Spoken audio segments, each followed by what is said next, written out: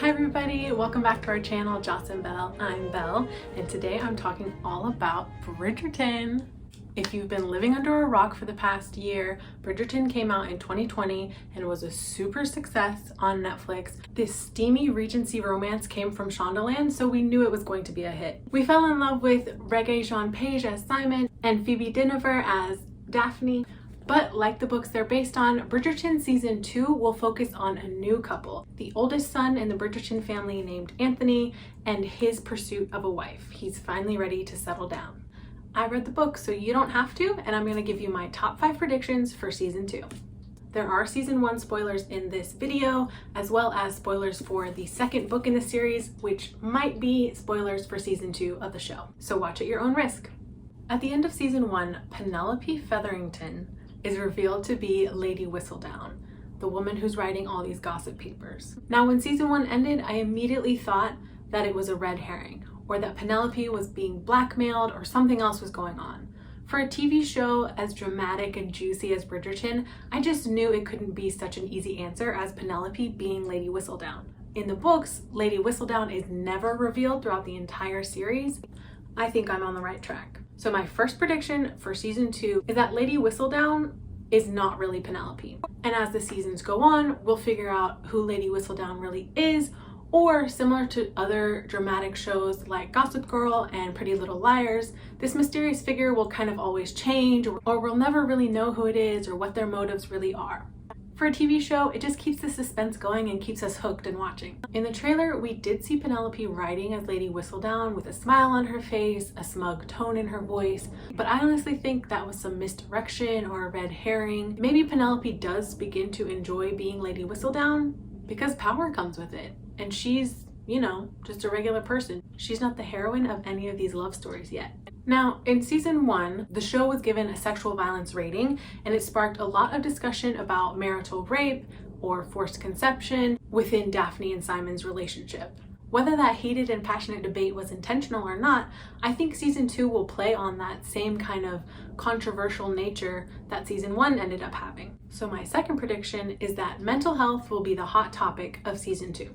In the second book, it's revealed that Anthony, the oldest son, has a really special relationship with his father, who comes to an untimely death at age 38. As is natural, as you would expect for an oldest son who's really close to his father, it affects Anthony a lot, and he kind of goes through the rest of his life with this morbid expectation that he won't live past the age that his father lived.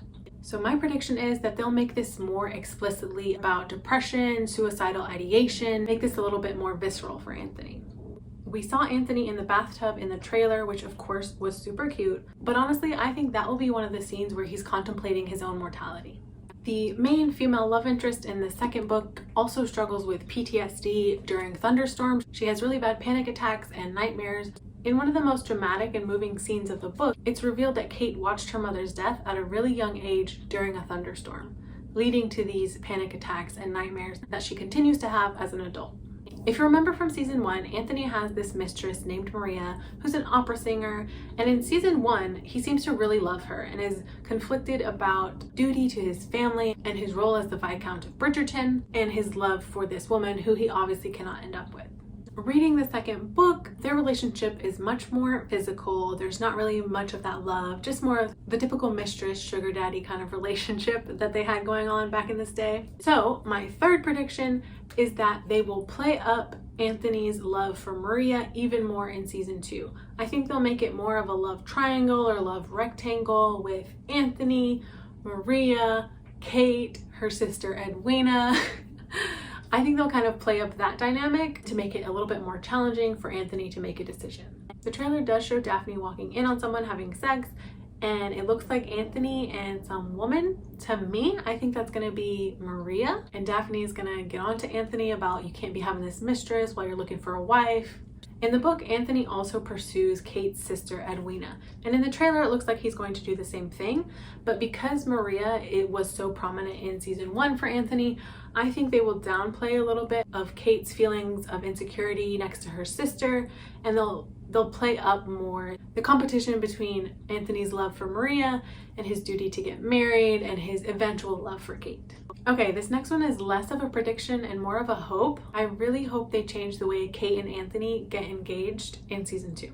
In the book, Kate is stung by a bee on her collarbone and Anthony freaks out. His dad actually died from a bee sting, so when he sees this woman that he cares for, he doesn't know he loves her yet, gets stung by a bee, he immediately freaks out, thinks she's gonna die, and he tries to suck the venom out of her collarbone. And of course, it's the Regency period. Of course, his mom, Kate's mom, and Mrs. Featherington, the town gossip, all see this happen. They're caught in this compromising position. So Kate and Anthony end up basically being forced into this engagement, which to me was not satisfying because at this point in the book, we already can tell that Kate and Anthony love each other. They just don't know it yet. And it's way too similar to the way that Daphne and Simon got together in the first book and first season of Bridgerton. So for the show, I really hope they change the way that they get engaged.